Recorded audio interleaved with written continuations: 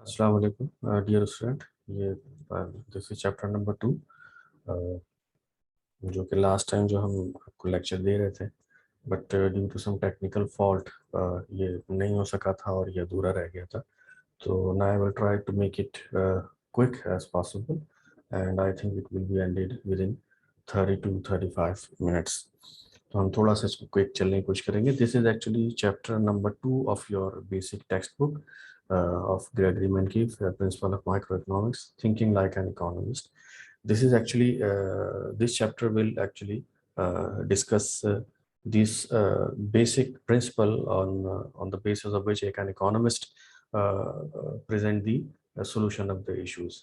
और दूसरा ये है कि ये एक हम थोड़ा सा इसका जो बेसिक प्रिंसिपल्स है हम उसको देखते हुए चलेंगे कि इकोनॉमी किस तरह से किसी भी इश्यूज को रिजॉल्व करने के लिए दे रही होती है। Okay, then these are the 5 basic questions or the 5 basic issues which this chapter will focus on, and we will start from here. Think like an economist. The role of the economist is like a scientist and a policy advisor. Scientist mean वो इस तरह से होगा कि वो explain करेगा cause and effects को, और डिफरेंट इकोनॉमिक जो वेरिएबल्स होते हैं या इश्यूज होते हैं जो अराइज होते हैं उनके दरमियान क्या रिलेशनशिप होता है, वो एक जो है एक साइंटिफिकली एक उसका जो है एक लिंक या एक कॉजल लिंक जो है वो आपको एक्सप्लेन कर रहा होता है, और उसी की बेसिस के ऊपर जो है वो पॉलिसी एडवाइस कर रहा होता है कि अगर जो है वो चीज़ एक इक्विलिब्रियम में नहीं है या आप उसके इक्विलिब्रियम को चेंज करना चाहते हैं तो फिर जो है वो उसके लिए कौन सी पॉलिसी अडॉप्ट की जा सकती है। assumptions जो भी इकोनॉमिक थ्योरीज होती हैं this is actually based on some assumptions, और ये assumption जब हम एक्सप्लेन कर रहे होते हैं एज एन इकोनॉमिस्ट या एक इकोनॉमिस्ट जो एक्सप्लेन कर रहा होता है वो बहुत ही एक सिंप्लीफाइड assumptions जो है वो लेके चल रहा होता है। फॉर एग्जांपल आपका international trade, actually international trade जो है खुद एक अलग सब्जेक्ट है इकोनॉमिक्स का, या एक इकोनॉमिक्स का सब डोमेन है जिसके अंदर सिर्फ ट्रेड रिलेटेड चीज़ें जो है या ट्रेड रिलेटेड इश्यूज डिस्कस किए जाते हैं। तो उन इकोनॉमिक इशू या उन इंटरनेशनल ट्रेड इश्यूज को डिस्कस करने के लिए बहुत ही सिंप्लीफाइंग अजम्पशंस जो है वो अडॉप्ट की जा रही होती हैं कि फॉर एग्जांपल आपके पास सिर्फ 2 कमोडिटीज़ हैं, एक फूड कमोडिटी होगी एक नॉन फूड हो गई, और दूसरा ये है कि जनाब ये जो इश्यूज होंगे ऐसा नहीं दुनिया में तकरीबन more than 200 countries are existing, but they will take only 2 countries कि जनाब एक कंट्री ए है और एक कंट्री बी है, उनके दरमियान अगर ट्रेड होगी और तो वो किस तरह से होगी, कौन क्या चीज़ एक्सपोर्ट करेगा कौन क्या चीज़ इंपोर्ट करेगा, तो वो इस सिंप्लीफाइड एजम्पशन के साथ जो है चीज़ों को एक्सप्लेन कर रहा होता है। फिर इसी तरह से वो कुछ इकोनॉमिक मॉडल्स बना रहा होता है जो कि उन सिंप्लीफाइंग एजम्पशन से थोड़ा सा ऊपर होता है, जिसके अंदर डिफरेंट सेक्टर्स लिए जा रहे होते हैं, और वो एक कह सकते हैं कि जो एक सिंपल थ्योरी होती है उसको जो है जब और ज़्यादा कॉम्प्लिकेटेड या और मज़ीद सेक्टर्स और मज़ीद इश्यूज को जो है वो जब इनकॉर्पोरेट किया जाता है तो फिर एक इकोनॉमिक मॉडल जो है वो बनाया जाता है। उस इकोनॉमिक मॉडल के अंदर ये सारी चीज़ें एक साथ डिस्कस कर हो रही होती है, क्योंकि इकोनॉमी के अंदर जो डिफरेंट इश्यूज होते हैं वो सारे के सारे एक साथ ही चल रहे होते हैं। ऐसा नहीं है कि जनाब सिर्फ प्राइस का इशू तो होगा लेकिन ये प्रोडक्शन का इशू ना हो, या ये है कि जनाब कॉस्ट का इशू ना हो, अनएम्प्लॉयमेंट जो है वो ना हो और सिर्फ प्राइस की बात की जा रही है। ये सारी की सारी चीज़ें आपस में इंटरलिंक होती हैं, तो इस वजह से वहाँ पर एक इकोनॉमिक मॉडलिंग की जाती है। उसको एक सिंपल एक तरीके से ये है कि जनाब एक सर्कुलर फ्लो जो है वो बनाया जाता है। तो इस सर्कुलर फ्लो के अंदर हम जो है एक इकॉनमी को एक बता रहे होते हैं, एक एक्सप्लेन कर रहे होते हैं कि किस तरह से वो इकॉनमी जो है वो सर्कुलेट या एक इकोनॉमिक एक्टिविटी जो है एक दूसरे से इंटरलिंक होती है। यहाँ पर भी इसमें जो नेक्स्ट स्लाइड होगी उसमें यही बताया जाएगा कि इकॉनमी जो है वो एक किसी भी एक सोसाइटी के अंदर किस तरह से एक्ट कर रही होती है। उसमें एक सर्कुलर फ्लो डायग्राम होगा, 2 डिसीजन मेकर होंगे, फर्म्स, हाउस होल्ड और markets of goods and industries होंगे, फैक्टर प्रोडक्शन या इनपुट मार्केट होगी। किस तरह से होगी ये हम देखते हैं यहाँ पर, लेकिन 2 हैं इसके ऊपर ना, एक फर्म्स है और एक हाउस होल्ड है, ठीक है। और फर्म्स का काम क्या होता है, वो बाय या हायर कर रही होती है फैक्टर्स ऑफ प्रोडक्शन, ताकि वो चीज़ों को प्रोड्यूस कर सके। फर्म जो होगी वो फैक्ट्री भी हो सकती है, वो कुछ सर्विस ओरिएंटेड इंडस्ट्रीज भी हो सकती हैं। होगा ये कि वो अपनी सर्विसेज या गुड्स को प्रोड्यूस कर रही होगी और वो मार्केट में सेल कर रही होगी। अब फर्म क्या करेगी, प्रोड्यूस करके सेल सेल करेगी, और बाय क्या करेगी, फैक्टर्स ऑफ प्रोडक्शन करेगी।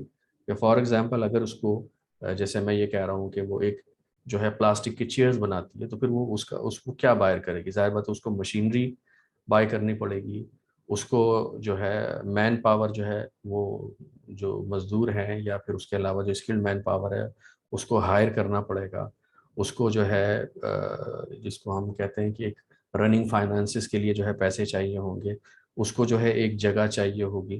तो ये सारी की सारी चीज़ें या तो ये है कि वो खुद ओन करेगी, उसको खरीदेगी, या फिर ये है कि वो उसको हायर करेगी फॉर द टाइम बीइंग, और या लॉन्ग टर्म के लिए भी हायर कर सकती है, लेकिन उसके लिए जाहिर है कि वो प्राइस पे कर रही होगी। दूसरी तरफ हाउस होल्ड क्या करता है, हाउस होल्ड करता है, बाय करता है गुड्स एंड सर्विसेज जो कि फर्म सेल कर रही होती है। और हाउस होल्ड क्या सेल कर रहा होता है, हाउस होल्ड सेल कर रहा होता है फैक्टर्स ऑफ प्रोडक्शन। ये कि लेबर कहाँ से आएगी, वो भी हाउस होल्ड से आएगी। फिर प्लस ये है कि जनाब की जो उसका जो हम कह रहे हैं कि मशीनरी है या दूसरी चीज़ें हैं, उसके लिए जो सरमाया आएगा, जो इन्वेस्टमेंट फर्म को चाहिए होगी, वो कहाँ से आ रही होगी, हाउस होल्ड की सेविंग से आ रही होगी। जो सेव कर रहे होते हैं वही इन्वेस्ट कर रहे होते हैं।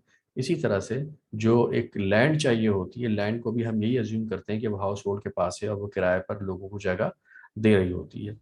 जाहिर है कि फर्म्स या तो खरीद लेगी, और अगर खरीदना नहीं चाहती है बल्कि उसको हायर करना चाहती है, तो फिर वो किसी न किसी हाउस होल्ड के पास ही होगा। अब आप देखें इसके अंदर सबसे पहले पहला इसका सर्कुलर फ्लो ये नीचे का बनता है, जिसके अंदर क्या चीज़ है, ये फैक्टर्स ऑफ प्रोडक्शन है। ये जो रेड लाइन है हाउस होल्ड से, ये दो तरफ देख लें आप, ये जो रेक्टेंगल बने हुए हाउस होल्ड फर्म्स हैं, और दूसरी तरफ ये जो आपको जो ओवल शेप नज़र आ रहा है जो ऊपर है, वो market for goods and services है, जहाँ पर जो मार्केट्स गुड्स एंड सर्विसेज जो प्रोड्यूस हो चुकी हैं वो उनको जो है यहाँ से इसकी ट्रेडिंग होगी। और जो नीचे वाला जो लूप है, इसमें आप देखें ये जो ओवल शेप जो बना वो market for factors of production है। हाउस होल्ड क्या करेगा, उसके पास लेबर है, उसके पास लैंड है, उसके पास कैपिटल है, वो फैक्टर्स मार्केट के अंदर जो है वो उसको सेल करेगा। तो जब ये सेल करेगा तो इसको इस मार्केट से ये सारे फैक्टर्स ऑफ प्रोडक्शन कौन खरीदेगा, ये जो है फर्म खरीदेगी। ये लैंड लेबर कैपिटल जो है ये फैक्टर मार्केट में आया, यहाँ से फिर ये फर्म ने खरीदा। इसको जो है लेबर भी चाहिए, लैंड भी चाहिए और कैपिटल भी चाहिए। अब जाहिर बात है जो उसने लैंड लेबर कैपिटल जो खरीदी है या जो उसने हायर की है, उसको उसको प्राइस पे करनी पड़ेगी। तो लेबर की प्राइस क्या होगी, उस वेजेस, मतलब फर्म जो है जो लेबर हासिल करेगी उसकी सर्विसेज लेगी, वो उसकी प्राइस वेजेस की शक्ल में फैक्टर मार्केट को वापस करेगी, जो कि हाउस होल्ड की इनकम होगी। इसी तरह से अगर हाउस होल्ड से उसने लैंड ली हुई है तो उसके ऊपर रेंट जो है वो पे करेगी फर्म्स, और वो जो है उसका इनकम हो जाएगी हाउस होल्ड का। इसी तरह से जो कैपिटल है उसका जो प्रॉफिट है, जिसको हम क्या कहते हैं, ये इंटरेस्ट भी कह सकते हैं, वो इंटरेस्ट जो है क्या कहते हैं, वो इनकम या प्रॉफिट जो है वो हाउस होल्ड की इनकम हो जाएगी।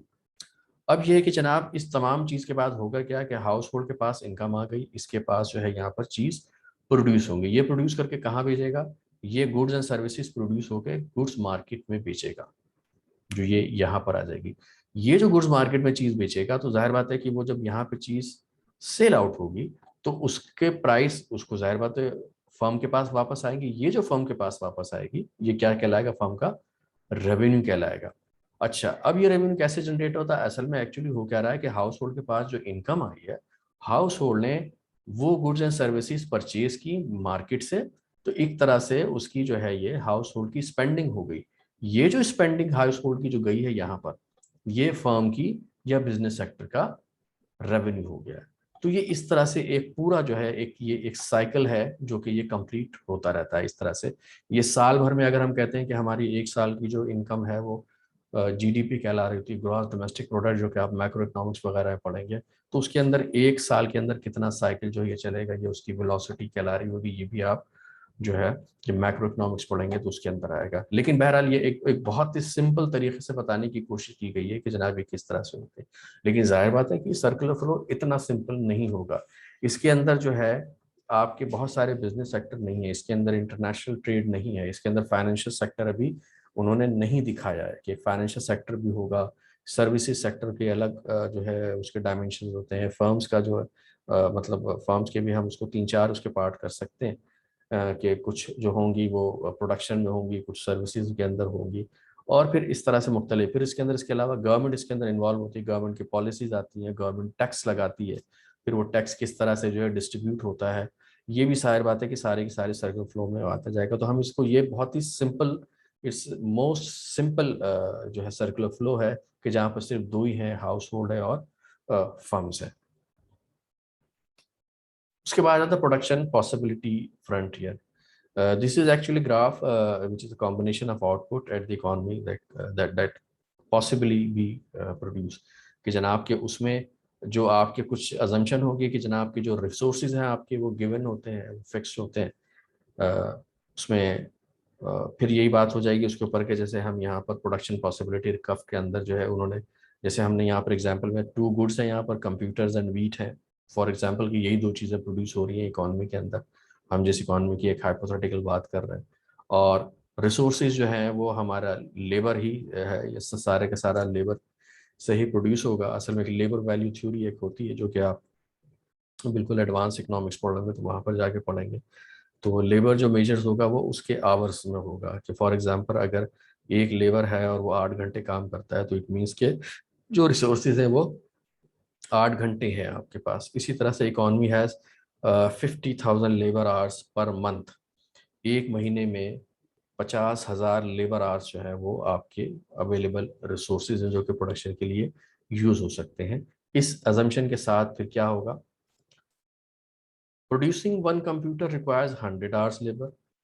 ये एक ऐसी हाइपोथेटिकल का है कि जनाब के कंप्यूटर्स को 100 रिक्वायर्स होंगे लेबर आवर्स, और जो वीट के लिए है वो 10 लेबर आवर्स जो है वो एक क्वांटिटी प्रोड्यूस करने के लिए, गिवन क्वांटिटी जो है उसको प्रोड्यूस करने के लिए ये 10 लेबर आवर्स जो है वो दरकार होंगे। तो हमारे पास इससे पहले जो हमने देखा था उसमें यही था कि 50,000 लेबर आवर्स पर मंथ जो है हमारे पर है। मतलब सबसे जो लास्ट पॉइंट है इसके ऊपर लिखा हुआ है 50,000 का मतलब ये हो गया कि 50,000 अगर एम्प्लॉयमेंट लेबर आवर्स के ऊपर है कि सारे के सारे जो जो 50,000 लेबर है वो हमने सिर्फ और सिर्फ कंप्यूटर की प्रोडक्शन पे लगा दी, तो इट मीन्स कि फिर वीट को प्रोड्यूस आप नहीं कर सकते, क्योंकि एक वक्त में एक ही काम लिया जा सकता है। इसके ऊपर हम डिफरेंट कॉम्बिनेशन ले सकते हैं। अगर यहाँ पर हमने बिल्कुल एक्सट्रीम पॉइंट पर जाए कहते हैं कि नहीं हमें सिर्फ और सिर्फ कंप्यूटर प्रोड्यूस करना है और सारे के सारे जो आपके पास रिसोर्सेज हैं उसी पे ही लगा दिए जाएंगे, then you will produce no amount of wheat but you will produce only computers. अच्छा, इस पे क्योंकि 50,000 लेबर आवर्स मौजूद हैं और एक जो है कंप्यूटर प्रोड्यूस करने के लिए आपको 100 लेबर आवर्स होता है, तो अगर 50,000 का 100 से डिवाइड करेंगे तो it means you will have a production of 500 computers. तो ये होगा। इसी तरह से अभी डिफरेंट कॉम्बिनेशन है कि अगर आपने 40,000 कंप्यूटर पे लगाए हैं तो फिर आपके पास जो 10,000 बच जाते हैं वो आपने वीट पे लगा दिए हैं, फिर 25 फिर जो है कंप्यूटर 10,000 और 40,000 वीक पे आपने जो है वो लेबर जो है यूज़ किए। और ये और जो सबसे लास्ट जो ई कंडीशन है उसके अंदर आपने जो भी लेबर है वो सारी की सारी आपने वीट की प्रोडक्शन पे लगा दी है। तो इसका क्या मतलब होगा, ये कुछ इस तरह से आपके सामने आएगा कि जो सबसे फर्स्ट है 40,000 अगर आप लगा देते हैं वहाँ पर तो you will produce 400 computers and you will produce 1,000 ton or whatever the measurement unit measurement जो भी आपको होगी वो इतनी प्रोड्यूस होगी। 25 के अंदर क्या होगा, 250 कंप्यूटर प्रोड्यूस होंगे एंड 2500 जो है वीट प्रोड्यूस होगा। 100 कंप्यूटर एंड 4,000 वीट प्रोड्यूस होगा। और फिर अगर आपने सारे के सारे अगर लेबर लगा दी आपने वीट की प्रोडक्शन के ऊपर 50,000 तो आपके पास 5,000 लेबर जो है वो यूज हो गई। अब हम देखेंगे कि किस तरह से ये इसको ग्राफ अब हम बना के देते हैं। ये सबसे पहला कॉम्बिनेशन जो हमने इससे पहले देखा था प्रोडक्शन का, हम यहाँ सिर्फ प्रोडक्शन जो है वो ले रहे होंगे। ये प्रोडक्शन है जिसके अंदर आपके वर्टिकल एक्सिस पे वीट है टन्स के अंदर, और कंप्यूटर्स जो है वो नंबर में है। तो सबसे पहला पॉइंट ए है। पॉइंट ए क्या है, इसके ऊपर कंप्यूटर्स की प्रोडक्शन 500 है लेकिन वीट की प्रोडक्शन 0 है। फिर आपका पॉइंट बी है, 400 एंड 1000 टन जो है आपकी वीट की प्रोडक्शन है। पॉइंट सी के ऊपर जो है आपकी 25,000 टन वीट की प्रोडक्शन है और 250 जो है वो आपका कंप्यूटर की प्रोडक्शन। एंड बिल्कुल जनाब ई के ऊपर आ जाए जहाँ सारा का सारा सिर्फ और सिर्फ आप वीट प्रोड्यूस कर रहे हैं और कंप्यूटर की प्रोडक्शन 0 है। इस लाइन को अगर हम आपस में कनेक्ट कर देंगे इन सारे पॉइंट्स को, तो ये जो आपको जो लाइन बनाएगी ये प्रोडक्शन पॉसिबिलिटी कर्व कहला रहा होता है। This is production possibility curve. तो मतलब इस जो लाइन से आपकी बाहर प्रोडक्शन नहीं हो सकती, और अगर इस लाइन के ऊपर होगी तो इट मीन्स कि you are getting maximum production. इससे मैक्सिमम प्रोडक्शन और इससे ज़्यादा प्रोडक्शन नहीं कर सकते।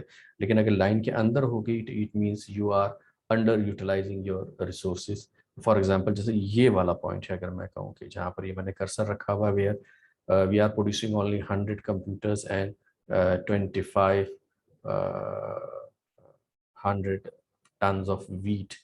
तो इट मीन्स कि ये जो आपका जो इस मैक्सिमम जो आप इस पे कर सकते हैं वो यहाँ पर होना चाहिए। लेकिन अगर प्रोडक्शन यहाँ पर है तो इट मीन्स कि ये वाला जो है आपका रिसोर्सेज आइडल जो है पड़ा हुआ, अगर आप इसको भी यूज़ करते तो फिर आप बिल्कुल मैक्सिमम प्रोडक्शन कर सकते हो। और किसी भी इकॉनमी का या इकोनॉमिक जो एडवाइजर्स होते हैं, एक इकोनॉमिक मिनिस्ट्री होती है, उसका यही होता है कि you should get maximum production और ऑप्टिमल प्रोडक्शन। ये एक एग्जांपल जो है उन्होंने दी हुई है। फॉर एग्जांपल उन्होंने कहा कि जनाब कि एक हम ए से लेके हमने ई तक तो पॉइंट देखा था और 2 पॉइंट्स है एफ एंड जी। तो पॉइंट एफ है जहाँ पर 100 computers and 3,000 turns of wheat, और जी एक ऐसा पॉइंट है जहाँ पर कि 300 कंप्यूटर्स हैं और 3,500 टन्स ऑफ वीट जो है इसकी प्रोडक्शन है। ये किस तरह से होगी? देखिए पॉइंट एफ है ये जो मैं इससे पहले डिस्कस कर रहा था। ये पॉइंट जो है इसका मतलब ये है कि ये इस लाइन से नीचे है। अगर ये लाइन से नीचे है तो पॉसिबल तो है, जाहिर बात है कि यहाँ पर प्रोडक्शन हो सकती है, लेकिन एफिशिएंट नहीं है। इसका मतलब है कि आप अपने रिसोर्सेज को फुली यूटिलाइज नहीं कर रहे हैं। यहाँ पर आपकी कुछ ना कुछ अनएम्प्लॉयमेंट है। अगर ये फुली एम्प्लॉयमेंट होती तो जाहिर बात है कि जो लेबर फालतू रह गई है, जो आप यूज़ नहीं कर रहे हैं यहाँ पर लेबर आवर्स को, अगर आप जो है उसको वीट पे लगा दो सारा को, तो वीट की प्रोडक्शन वो इस पॉइंट के ऊपर होती। या अगर आप वीट प्रोड्यूस नहीं करना चाह रहे हैं बल्कि आप चाह रहे हैं कि कंप्यूटर प्रोड्यूस करें, तो फिर इसका मतलब है कि ये इसके पैरेलल यहाँ पर आ जाए, हॉरिजॉन्टल के अंदर यहाँ पर आपकी प्रोडक्शन होनी चाहिए थी। तो this is possible point where this is the point where we can produce. Excuse me, एक मिनट होगी जी वाले। जी हाँ।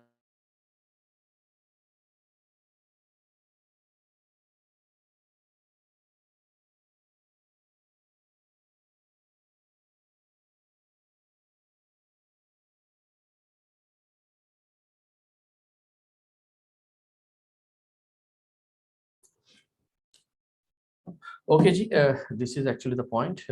ये जो है इनएफिशिएंट पॉइंट है, यहाँ पर जो है यहाँ पर कुछ ना कुछ अनएम्प्लॉयमेंट मौजूद है। अब वो जो उन्होंने पॉइंट जी कहा था, जिसके अंदर कहा था कि जनाब पे ये पॉइंट सॉरी ये पॉइंट जी है जी, ये 300 ये पॉइंट जी है। ये पॉइंट पॉसिबल नहीं है, ये मतलब ये कि इससे बाहर है। हमारे पास ये 3,300 का मतलब ये है कि आपको कितनी लेबर चाहिए होगी, ये तकरीबन 30,000 लेबर आवर चाहिए। और यहाँ 35 करने के लिए आपको 3,500, उसका मतलब है कि 300 एंड 3,000 सॉरी 3,500 जो है सॉरी ये दोनों को अगर मिलाएंगे हम, ये इसके लिए जाहिर बात है ये 30,000 हो जाएगी और ये 35,000। तो इसका मतलब है कि यू नीड 65,000 लेबर आवर्स, जो कि हमारे पास अवेलेबल ही नहीं है। हमारे पास इतने रिसोर्सेज ही नहीं है।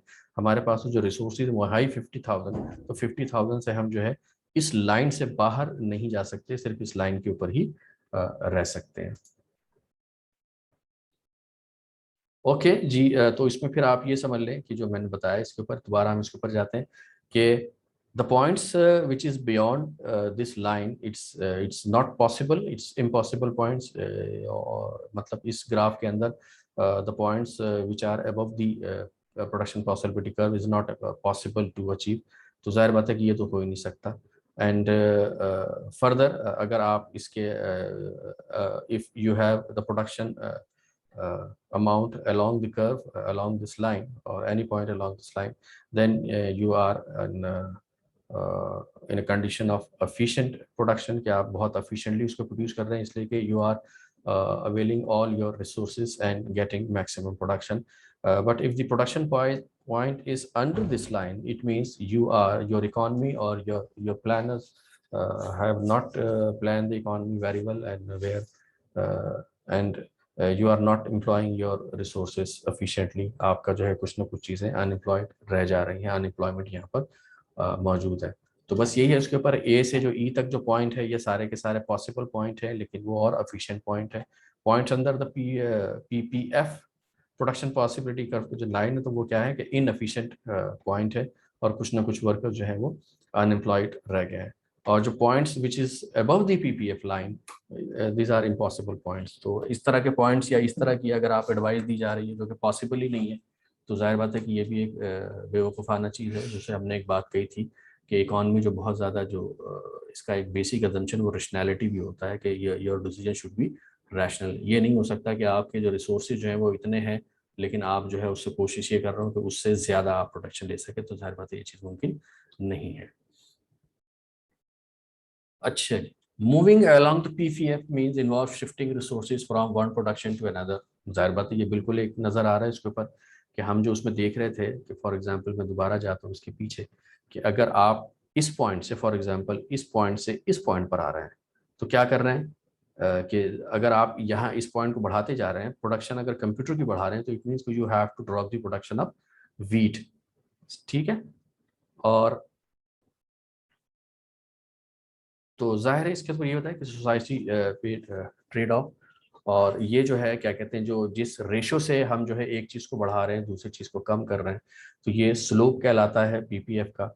और यही जो है अपॉर्चुनिटी कॉस्ट है। Opportunity cost mean if you want to add the production or you are want to increase the production of computers, then you have to drop the production of wheat. Mean the production, the more production of computers mean के जनाब उसकी cost अगर आप उसमें देख रहे होंगे कि वीट में क्या है उसके ऊपर, तो इट मीन्स के एक कंप्यूटर प्रोड्यूस करने के लिए आपको ऑलमोस्ट 10 जो है वो यूनिट ऑफ वीट जो है वो आपको सेक्रीफाइस करना पड़ेगा। अच्छा जी, ये है आपका अपॉर्चुनिटी कॉस्ट, यही बता रहा होता है, स्लोप होता है सिर्फ ये। फॉर एग्जांपल उन्होंने एक पॉइंट दिया हुआ है कि आपने इस पॉइंट के ऊपर जो 50,000 था, और इस पे जो अभी हम opportunity cost we are calculating opportunity cost for producing computers के कंप्यूटर्स पहले 0 था, 0 से आप जो है 100 करना चाह रहे हैं। तो अगर ये 100 करना चाहेंगे, इस पॉइंट के ऊपर आना चाहेंगे, तो फिर क्या होगा कि आपको ये कम करना पड़ेगा। 5000 से ये 4000 हो जाएगा। 5000 4000 इस पॉइंट के ऊपर, 4000 माइनस 5000 मीन्स कि जनाब ये नेगेटिव आ गया इसके ऊपर, और ये पॉजिटिव है। 0 से 100 माइनस 0 ये इस तरह से हो गया। तो नेगेटिव जो है एक्चुअली ये आपके स्लोप को जाहिर कर रहा होता है कि जो रिलेशनशिप है वो नेगेटिव है इसके अंदर। तो इसका क्या आ रहा है, -10 मीन्स के अपॉर्चुनिटी कॉस्ट का 1 computer is equal to 10 tons of wheat. ये इसकी जो है क्या कहते हैं कॉस्ट है। इकोनॉमिक्स में एक्चुअली जो एक्चुअल कॉस्ट होती है वो अपॉर्चुनिटी कॉस्ट ही होती है, क्योंकि जो हम मॉनेटरी कॉस्ट होती है, ये मॉनेटरी कॉस्ट एक्चुअली ये मनी तो is just a medium of exchange. जो असल जो चीज़ें होती हैं वो जो टेंजिबल जो चीज़ आपके पास मौजूद है, या वो सर्विसेज हैं जिसको आप यूज़ कर रहे होते हैं। इसमें एक एग्जांपल दी हुई है कि जनाब का प्रोडक्शन पॉसिबिलिटी कर्व फ्रांस का जो है वो देख ले ज़रा ज़्यादा वर्टिकल है, और जबकि इंग्लैंड का जो है वो थोड़ा सा थोड़ा सा नहीं बल्कि ठीक ठाक जो है उसके मुकाबले में हॉरिजॉन्टल है। हमने इसके ऊपर हॉरिजॉन्टल एक्सिस के ऊपर क्लॉथ लिया हुआ है, और जो वर्टिकल एक्सिस है उसके ऊपर वाइन जो है वो लिया हुआ है। अब इसमें ये पूछा जाए कि in which country the opportunity cost of cloth is lower, तो क्या होगा इसका? जाहिर है कि इंग्लैंड होगा। किस तरह से होगा? इसलिए कि आप अगर जो है फॉर एग्जांपल कि ये है 0 से, अगर आप 200 से सॉरी इस पॉइंट से जो यहाँ पर जहाँ पर क्लॉथ जो है वो बिल्कुल 0 प्रोड्यूस हो रहा है, और वाइन की जो है प्रोडक्शन वो 200 है, तो अगर आप इस पॉइंट के ऊपर आएंगे तो आप देख लें कि अगर इसको आपने 200 से 100 किया तो यहाँ पर प्रोडक्शन जो है इसकी 100 से ज़्यादा होगी, तो इसकी अपॉर्चुनिटी कॉस्ट जो है वो यहाँ पर क्लॉथ की कम है। तो इट मीन्स कि जनाब के यहाँ पर उसके लिए ज़्यादा फीजिबल इंग्लैंड के लिए यह है कि वो क्लॉथ प्रोड्यूस करे, लेकिन यहाँ पर जो है वो प्राइसेस की ज़्यादा होगी। फॉर एग्जांपल कि जनाब फ्रांस के अंदर है, अगर आप क्लॉथ जो है वो मजीद 100 यूनिट प्रोड्यूस करना चाहता है इस पॉइंट के ऊपर, तो उसको तकरीबन 200 के करीब जो है क्या कहते हैं सेक्रीफाई करना पड़ेगा वाइन को। इसका मतलब है कि क्लॉथ यहाँ पर महंगा है, ठीक है, इसकी अपॉर्चुनिटी कॉस्ट ज़्यादा है कि 600 माइनस 400, 200 डिवाइड बाई 100 तो इसका 2 होगा। और जबकि इसका अगर मैं देखूँ कि 100 200 minus 100 is equal to 100, 100 divide by ये इसका तकरीबन यहाँ आ रहा है 150 अप्रॉक्सीमेटली। तो 100 अपॉन 150 जाहिर है कि इसकी वैल्यू कम होगी, फ्रैक्शनल होगी, लेस देन 1 होगी, जबकि ये जो है 200 डिवाइड बाई 100 जो इसकी वैल्यू 2 होगी। तो इट मीन्स के इंग्लैंड में जो है वो क्लोथिंग जो है वो ज़्यादा सस्ती है। अच्छा, इकोनॉमिक ग्रोथ एंड पीपीएफ की इकोनॉमिक ग्रोथ होती क्या है? देखिए, मैंने कहा था कि अगर आपके पास गिवन रिसोर्सेज है वो नहीं बढ़ रहे हैं, उसकी प्रोडक्शन जो है वो जो उसका तरीक़ाकार है, जो टेक्नोलॉजी है वो एक जैसी है, तो वो इसी कर्व के ऊपर होता रहेगा। लेकिन आप देखिए कि फॉर एग्जांपल कि हम कहते हैं कि नहीं जनाब कि ये प्रोडक्शन बढ़ गई। फॉर एग्जांपल ये पॉइंट था, पहले हम बिल्कुल भी कंप्यूटर प्रोड्यूस नहीं करते, सिर्फ वीट प्रोड्यूस कर रहे थे, हमारे पास उतनी ही लेबर थी, लेकिन क्या हुआ, लेबर होने के बावजूद भी हमारी प्रोडक्शन ये बढ़ गई। तो इसके बढ़ने की क्या वजह हो सकती है? जाहिर है कि इसकी सबसे बड़ी वजह जो है वो आपका जो टेक्नोलॉजी है या प्रोडक्शन मेथडोलॉजी है वो इंक्रीज हुई है। तो गिवन रिसोर्सेज के अंदर अगर प्रोडक्शन बढ़ती है तो जाहिर बात है इसका मतलब क्या होता है, प्रोडक्शन पॉसिबिलिटी का शिफ्ट होता है। ये जो शिफ्टिंग है प्रोडक्शन पॉसिबिलिटी का, यही एक्चुअली इकोनॉमिक ग्रोथ कहला रहा होता है। तो तमाम जो गवर्नमेंट की ख्वाहिश यही होती है कि ये शिफ्ट हो, यहाँ पर मूवमेंट अलोंग द कर्व ना हो। ऐसा नहीं हो सकता हमने कंप्यूटर ज़्यादा प्रोड्यूस करा, पता लगा नहीं जनाब उसके लिए वीट कम प्रोड्यूस कर दिया। तो जाहिर बात है कि हमने तो एक इसके अंदर अपॉर्चुनिटी कॉस्ट थी उसके ऊपर, कि हमने एक चीज़ को जो है गेन करने के लिए दूसरी चीज़ का लॉस किया। यहाँ पर क्या हो रहा है इसके ऊपर देखें कि यहाँ पर जो है लॉस नहीं हो रहा है। फॉर एग्जांपल अगर हम इस पॉइंट के ऊपर हैं और यहाँ पर चले गए हैं, तो हमारे पास कंप्यूटर पहले भी जीरो था और अभी भी जीरो है, लेकिन जो वीट की प्रोडक्शन है वो बढ़ गई है। और जाहिर बात है कि अलॉन्ग सिमिलर जो है यहाँ पर भी है कि अगर हमने सिर्फ कंप्यूटर प्रोड्यूस किया और वीट जो है उतना कहीं रखा, तो फिर ये तकरीबन ये शिफ्ट हो जाती है। तो फिर इस तरह का जो शिफ्टिंग होती है एक्सोजेनस वेरिएबल की वजह से होती है और एंडोजेनस वेरिएबल की वजह से नहीं होती है। और एंडोजेनस वेरिएबल यहाँ पर production of computer and production of wheat, या बल्कि जो एक्सिस के ऊपर जो भी आपने वेरिएबल लिए हुए हैं वो एंडोजेनस है। और उसके अलावा अगर किसी की वजह से चेंज आता है तो फिर इस वजह से कर्व शिफ्ट हो जाएगा, या तो आउटवर्ड भी हो सकता है और ये बिल्कुल इनवर्ड भी हो सकता है। इसका मतलब है कि यहाँ पर इकोनॉमिक ग्रोथ नहीं हुई, बल्कि यहाँ पर ये आपका इकोनॉमी जो है क्या कहते हैं नेगेटिव ग्रोथ के अंदर गई है, इसी वजह से ये इनवर्ड शिफ्ट हुआ है। Shape of the PPF real world के अंदर जो है वो बिल्कुल एक स्ट्रेट लाइन नहीं होती है, बल्कि जाहिर है कि डिफरेंट पॉइंट्स के ऊपर जो है वो डिफरेंट इसका जो बिहेवियर होता है, तो इस डिफरेंट बिहेवियर की वजह से इसका जो शेप होगा वो कुछ इस तरह से होगा। ठीक है, इसके ऊपर स्लोप कुछ और है। यहाँ पर अपॉर्चुनिटी कॉस्ट जो है producing of more mountain bike against the beer is less, कि जनाब आपको थोड़ा सा बेयर करना पड़ता है। लेकिन अगर आप दूसरे पॉइंट पर आ जाते हैं पॉइंट बी के ऊपर, यहाँ पर जो है अगर आप मजीद माउंटेन बाइक्स थोड़ी सी प्रोड्यूस करना चाहते हैं, लेकिन आपको यहाँ पर बेयर बहुत ज़्यादा आपको उसको ड्रॉप करना पड़ेगा। तो अपॉर्चुनिटी कॉस्ट यहाँ पर जो है producing mountain bikes is more than the opportunity cost at the point A। तो ये है, इसको आप लोग बाकी खुद ही पढ़ लीजिएगा। मेरा ख्याल है कि यहाँ पर इतना जो है बहुत काफ़ी है। बाकी चीज़ें जो है जब हम नेक्स्ट पढ़ रहे होंगे तो ये सारे के सारे कॉन्सेप्ट भी साथ साथ आ रहे होंगे। Thank you.